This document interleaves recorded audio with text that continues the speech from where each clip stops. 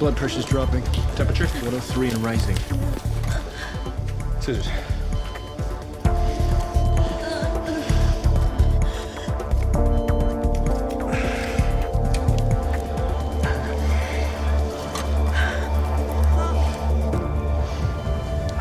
The infection is flaring. I can still separate her skin and the subcutaneous tissue from the underlying fascia. Did Dr. Lester debride enough tissue? It's hard to tell. Molly, page the on-call surgeon and have an OR prepped. Tell him we're coming. Yes, doctor. We have to go back in again, okay? Okay? Let's do it. Ready?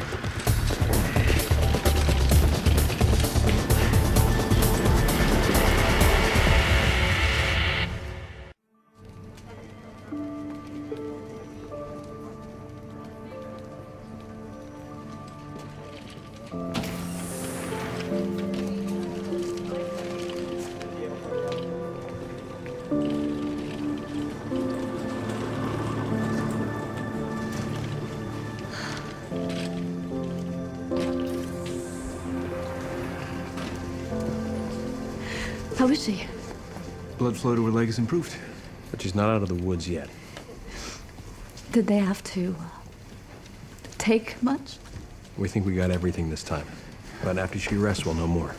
I don't understand what happened. I mean, did Dr. Lester do something wrong during the procedure? The infection went all the way to the muscle, and I don't think Dr. Lester went down deep enough. Can I stay with her? She's going to be asleep for a while. Why don't you get some rest? No, I really need to be near my daughter. I probably would, too. Okay, thank you. On the left is the bacteria of the original culture of Raymond Jeter. The patient whose leg was amputated. Yes.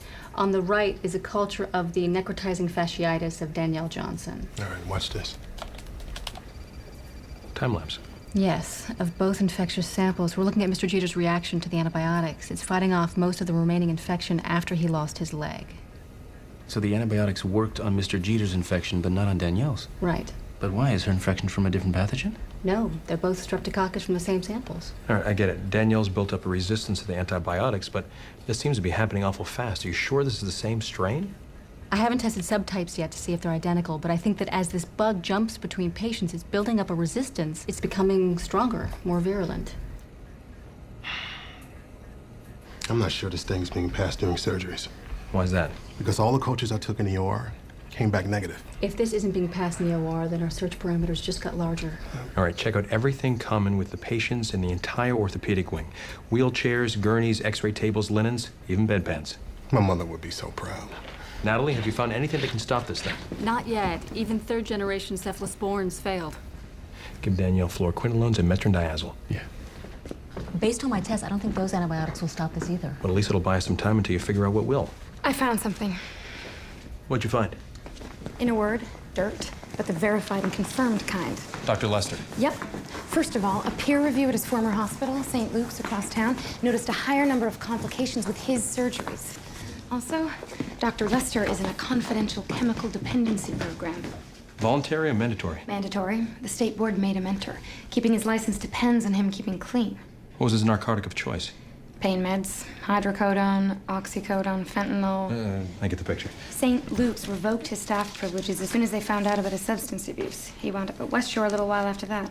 Did St. Luke's report his addiction to the National Practitioners Databank? Nope. No, well, some hospitals don't. They're all afraid of defamation lawsuits from the doctors. Meantime, places like West Shore don't even know who the hell they're hiring. Dr. Lester's troubles weren't exactly a big secret around town. I'm pretty sure West Shore knew exactly what they were getting. Yes, we knew of Dr. Lester's dependency issues. I didn't mention it because his state-mandated rehab program is confidential. It's a personal matter. It stopped being personal when the NIH was called into this hospital to help solve this crisis. Look, with all due respect, Dr. Lester is a fine orthopedic surgeon. And yet 2 of his patients have succumbed to a deadly infection, another is maimed, and another is in critical condition. What is it you're asking me to do? Shut down your orthopedic unit until we get to the bottom of this. Shut down? I couldn't make that call if I wanted to. Other patients may be at risk here. Dr. Connor, 3 other orthopedic units in this city have shut down in the past 2 years. If we're not open, patients won't have any place to go. I understand, but that's no excuse to put other people in danger. I spoke with our corporate attorneys, so I know we can't stop this investigation. But they also informed me of the limitations on your power. As I understand it, you have the power to suggest, not demand, courses of action. Is my understanding correct?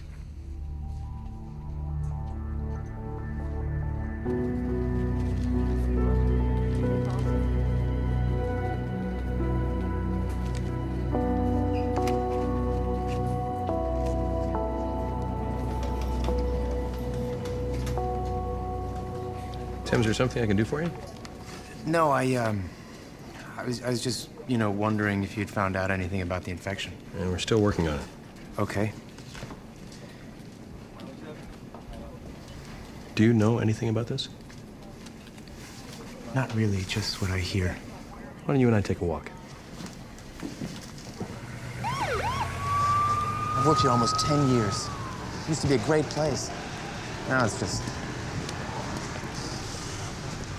I've seen a lot of people sick, and a lot of people die, but never anything like this. Have you reported these accusations to anyone here? Here? Are you kidding? I need my job. Besides, they wouldn't have listened, not the new owners. They're more concerned about appearance than patient care. All right. What do you think is going on here? I don't know exactly, but something's not right in this hospital. What do you mean, right? Someone had to do something, you know? You were the one who called the federal hotline. No, it wasn't me, Dr. Connor. Tim, if you've got something to say, now's the time to say it.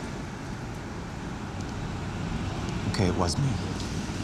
Because I heard rumors the hospital's been trying to pay off the victims' families to keep quiet. Attempted payoffs, that's a serious accusation. It's a serious place, afraid of people finding out the truth about the doctors they employ. Doctors like Dr. Lester? Especially him. Man shouldn't be allowed near the patients. Have you witnessed him mistreating patients? Not directly, but the man's a narcissistic monster. Cares only about himself, treats the staff terribly. Remember the first doctor accused of narcissism? Did you know that he failed the random substance abuse test last month? For what? Alcohol. Dr. Lester has a lot of friends around here. The whole thing kind of just went away. A couple days later, his patients started getting those infections. Thanks, Tim.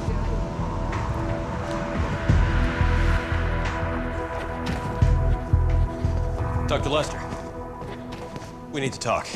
Would welcome it, Doctor, but my next case is already prepped.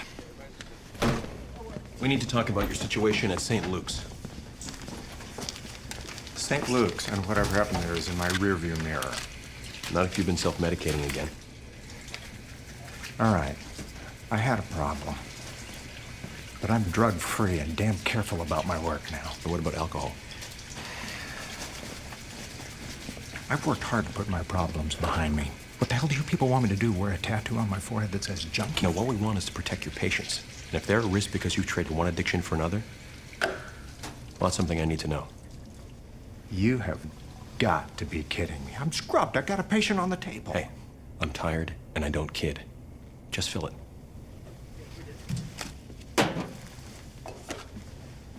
You're making a big mistake. I'm not the reason these people are getting sick. Connor. I'll be right there. God, Mom, my leg's on fire. Is Danielle responding to the fluoroquinolone at all? No. Her white blood cell count's rising, her fever's creeping higher by the hour. Okay. We're gonna start Danielle on hyperbaric oxygen therapy. What's that? It's a chamber pressurized with pure oxygen. It can help stop the infection. Does it hurt? Not at all. The high oxygen pressure kills certain types of bacteria. Miles, have them start pressurization at 2.4 atmospheres absolute. I'll get her started. Hang in there. We're gonna get this thing turned around. Danielle Johnson's infection is getting worse. Well, the bacteria is still figuring out ways to get around our antibiotics. This thing lies low for a while after treatment and then comes roaring right back. If we don't stop this infection soon, we're gonna have to take her leg. I know. Stephen, Dr. Lester's sample results just came in. Wait a minute. Urine's negative for opiates, cannabinoids, blood alcohol 0. Wait a minute, this guy's clean. Clean's a word from my end, too. I was sure the bacteria was on something in the orthopedic wing. But I scoured everything, and I'm still at 0. This doesn't make sense. Well, at least Raymond Jeter's improving. Dr. Connor, I'm sorry to interrupt, but you're needed in cardiac intensive care immediately. They have a problem.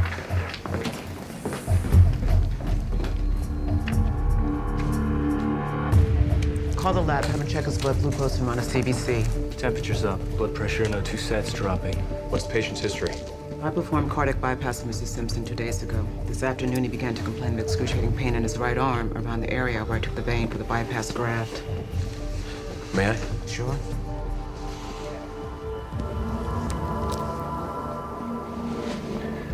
Wounds are identical.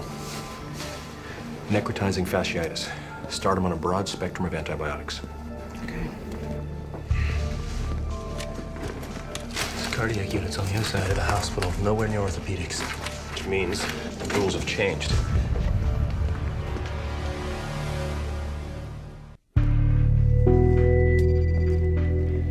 Mr. Simpson's infection's getting worse. Whatever this thing is, it just jumped the firewall into the cardiac unit. Entirely on the other side of the facility. Well, at least we can rule out Dr. Lester. No ties to the cardiac unit or Mr. Simpson. So how's this thing spreading? I don't know. Frank, check the cardiac unit for anything and everything that physically connects these units. Got it. I'll take personnel. Anyone going between there and orthopedics? Carla Ballard's gonna pass a stone. She should. She runs this place. She wasn't very forthcoming about Dr. Lester's past. Find what she's hiding. If there's a there, I'll find it. The bacteria inside Mr. Simpson is a mutated form of the one that's inside Danielle. It's at least as strong, and I have had no luck shutting down her infection. I hate to say this, but are we looking at amputation? I don't want to go there yet. Let's alter her antibiotics. Let's do the same thing for Mr. Simpson. He's a diabetic. It'll increase his risk of complications. Well, then find me something that'll kill this thing. Let's go.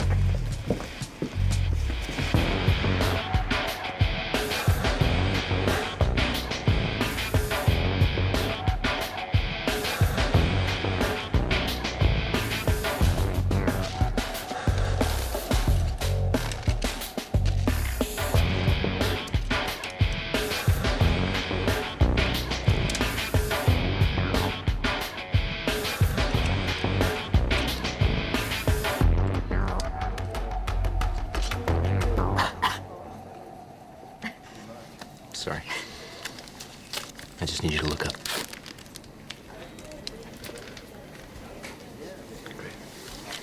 It's been a long time since I've been on this end of the swab. Can I get your stethoscope, please? Thanks. So how long have you worked at West Shore?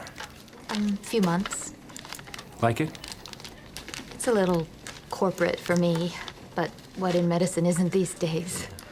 Here you go, all done. That's it? Yep. Why? You didn't ask about my history. I had strep throat about a month ago. Did you have it treated? Of course. I'm fine now, but since you're checking us all, I just thought you should know. Thanks. Next, please.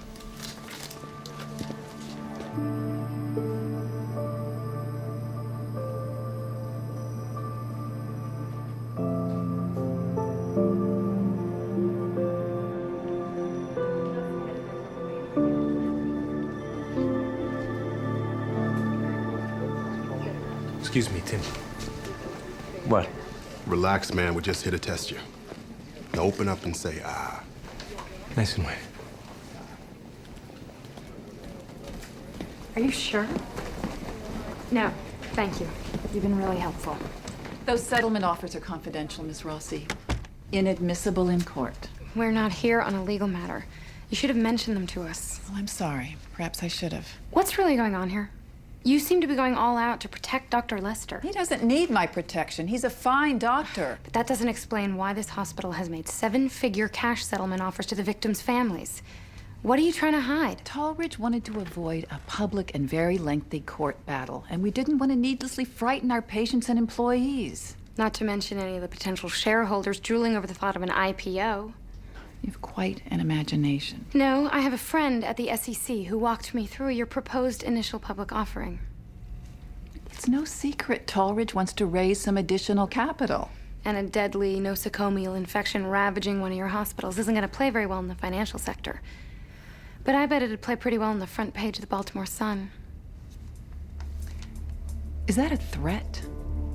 I'm just trying to make sure that you're telling us everything you know.